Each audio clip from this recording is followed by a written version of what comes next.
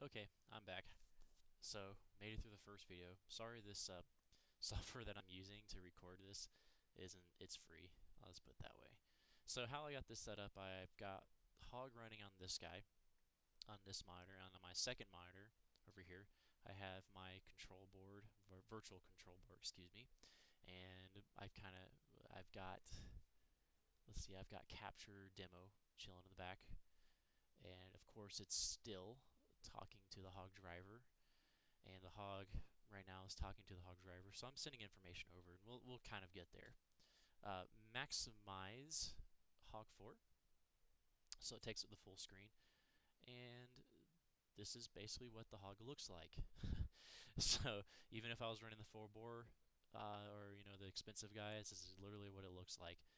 And as you find out with the Nano, when you get a hold of the Nano, it has the same buttons, so it's kind of cool. So you'll be surprised how powerful this PC software can get. So there's some quick things that we need to talk about before we really start jumping into this.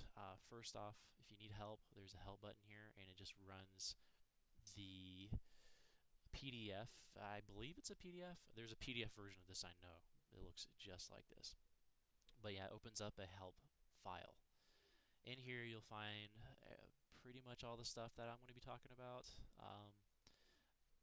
Not exactly in the way I'll teach it to you, but if you want to really know this stuff in depth, I would recommend going through Hog 4 Fundamentals, because I actually have to explain a couple of things before we really go into this.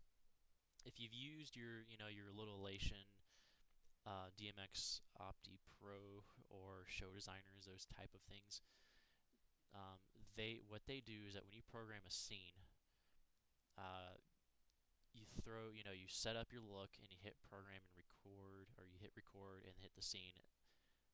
That concept is going to be useful here. It's just a different way of doing it, I guess you could say. You have to understand something very important first, and it's tracking. Those boards are not tracking consoles.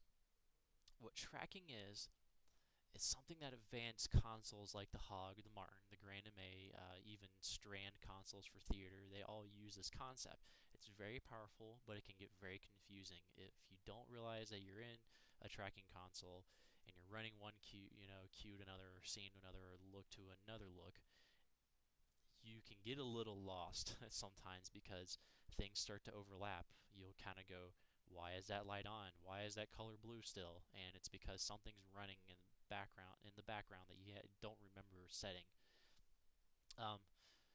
As you see here, as it says below, is an example of a series of cues that might be seen by a viewing audience. Let's say let's say these are just straight up old school dimmers. There's dimmer, light A, B, and C. Well, in Q1, you set light to 100, light A to 100, light B to 50, and light C to 100. And as you see, so on and so forth, they change.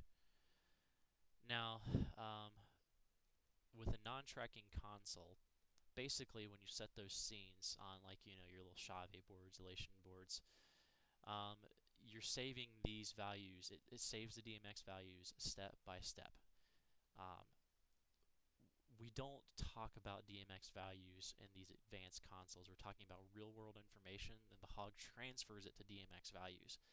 So you basically at this point, stop thinking about DMX values unless you're troubleshooting a problem. Stop thinking about it, because we're going to start talking about real-world issues now. Color blue versus DMX value 200, for example.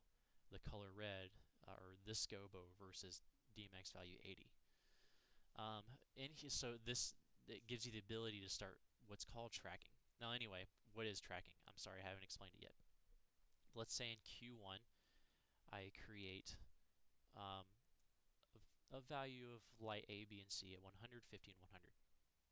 Well, in Q2, I want light B to go to 100, and then Q3, I want light B to go to 75. Well, what happens to these guys?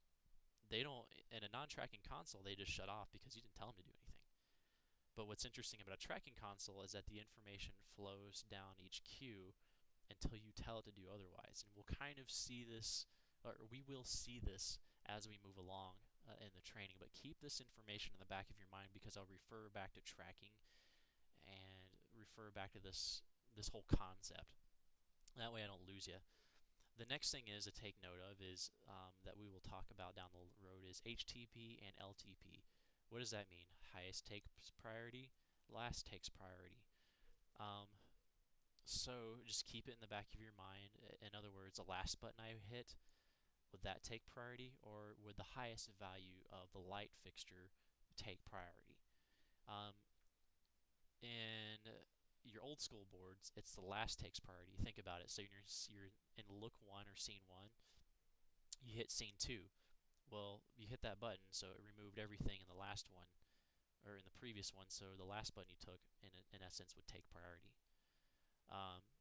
But in advanced consoles, you can have highest takes priority. Well, what if I take light fixtures A and B and I set them, they were at 50%, and I take another look and I run it, it'll override anything that has any other cues or looks that have a lesser value.